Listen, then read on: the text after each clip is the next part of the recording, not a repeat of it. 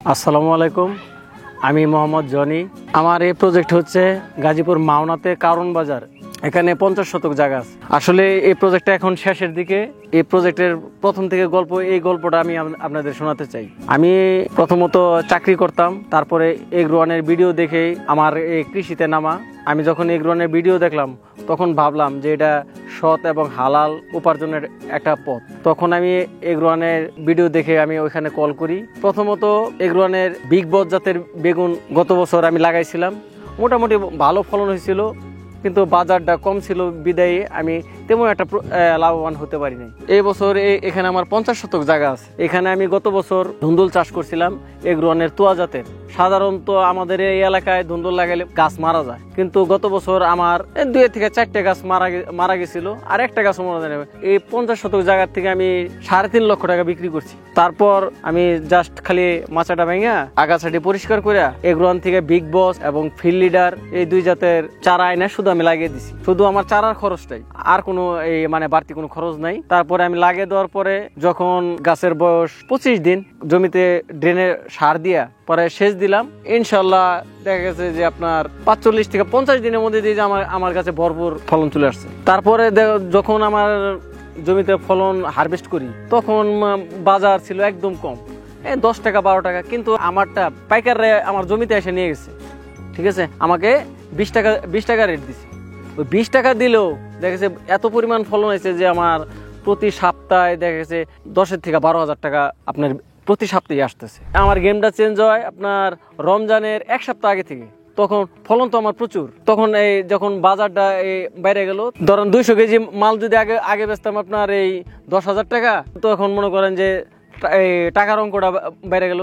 আমি প্রথম রমজানে 35,000 টাকা বিক্রি করছি। পরে আমার এক মামা লাগে, উনি আমারও বললো 3 দিন পর না উঠিয়ে তুমি প্রতিদিন নিয়ে যাবা।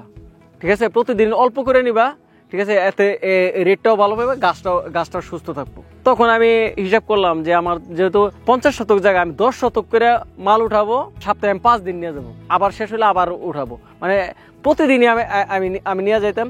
এতে দেখা যাচ্ছে প্রতিদিনই আপনার 8, 10, 12 এরকম করে বিক্রিতে এই রমজানে আমি প্রায় 1 লক্ষ টাকার মতো বিক্রি করছি বেগুন। মালচিং আগে ছিল, বেড করা আগে ছিল, সবকিছু আগের ছিল। আমার খালি নতুন করে প্রফিট করছি আমি চারাটা, আপনার খুঁটি আর সার, আর কিছু পরিমাণ লেবার খরচ লাগছে। এতে এভারেজে আমার 30 থেকে 32 হাজার টাকার মতো খরচ গেছে। 14 মাসে আমি 4.5 লাখ টাকা আমি এই প্রফিট পাইছি এই প্রজেক্ট থেকে। কৃষিতে আমাদের এখানে তো মোটামুটি সবাই প্রায় 80% লোক কৃষি কাজ করে। ঠিক আছে, মনে করেন যে টুকিটাকি করি। বেগুনের কৃষি কাজটা আমি আরো আগে থেকেই করি, মানে আগে যেরকম ভাবে করতো। তখন আমি একবার বেগুন চাষ করি আপনার 33 শতক জায়গার মতো। 33 শতক জায়গার মতো যখন ফলন একদম ভরপুর, তখন আমার কাছে ঢলে পড়া রোগ এসে আপনার 2000-এর মতো চারা ছিল, দেখা গেছে আপনার 1800 গাছই মারা গেছে। তখন আমি ওটা বাদ দিই। তারপর থেকে আমার বেগুনের প্রতি আগ্রহ। কৃষিতে নামতে হলে আমার মেডিসিনের উপরে যাইতে হবে, যে এটা কি করলে এই ঢলে পড়া রোগ থেকে আমি মুক্তি পাবো। তারপর আমি ইউটিউব দেখি।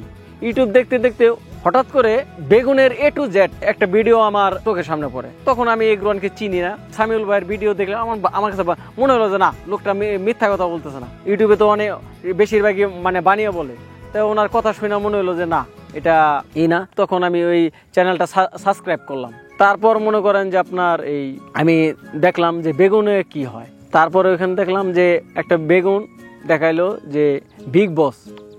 তখন ওই বিগ বস বেগুনটা লাগানোর মতো মনে করেন যে আমার মনে একটা চাহিদা হলো যে এই বেগুনটা আমি লাগাবো। ঠিক আছে, যেহেতু গোল বেগুন এটা আমাদের এখানে চাহিদাটা প্রচুর। বিগ বসে আপনার যে পরিমাণ ফলন পাইছি, আমার কাছে মনে হয়েছে যে পার গাছে 14 থেকে 15 কেজির মতো ফলন পাইছি বিগ বস। ফিল্ড লিডার মনে করেন যে এভারেজে মনে করেন যে 10-12 কেজি। যখন দেখা গেছে যে রেটটা বাইরে গেছে, ঠিক আছে, তখন দেখি যে ওরা কি মালের রেট অনেক কম দেয়। ঠিক আছে, তো কই তাহলে এত কষ্ট করে যখন চাষ করছি নিয়ে কি বিক্রি করতে পারবো না? আমাদের এখানে বিক্রি করা আবার সহজ। ঠিক আছে, হাটে নিয়ে গেলে হয়, আরতে নিয়ে গেলে বিক্রি করা একদম ইজি। তখন মনে করেন যে আমি ওদেরকে বললাম যে না, তোমরা তো মালের রেট কম দাও, ঠিক আছে, আর তোমরা তো নিয়ে বিক্রি করো। যারা নেয় মনে করেন তারাও আমার কাছের লোকই। ঠিক আছে, বেশি একটা দূরের না। তাহলে আপনি যখন বেশি পান, আমি আর চেয়ে আপনি যে রেটে বেচেন আমি এই রেটে আমি বিক্রি করতে পারি না, তাহলে আপনি নিয়ে যান। তো তখন মনে করেন যে আমি আরো দিন নেওয়া শুরু করলাম। যারা শিক্ষিত যুবক আছে, আমি আমি তাদের অ্যাডভাইস দিই। আমার সাথে অনেক পোলাপান আছে যে তোমরা কৃষিতে আসো, ঠিক আছে, স্মার্ট কৃষিতে আসো। স্মার্ট কৃষিতে আসলে তুমি অবশ্যই লাভবান হবা। আমি সরাসরি দেখে দিই যে এগ্রোয়ানের সাথে থাকলে তুমি কোনো সময় প্রতারিত হবে না। এখন তো আমার প্রজেক্ট শেষ। এই প্রজেক্টে আমি ভাবছি যে এটা শেষ দিয়ে এখানে টমেটো লাগাবো, ঠিক আছে, যেহেতু এঁটেল দোআঁশ মাটি, এঁটেল দোআঁশ মাটিতে টমেটো খুব ভালো হয়।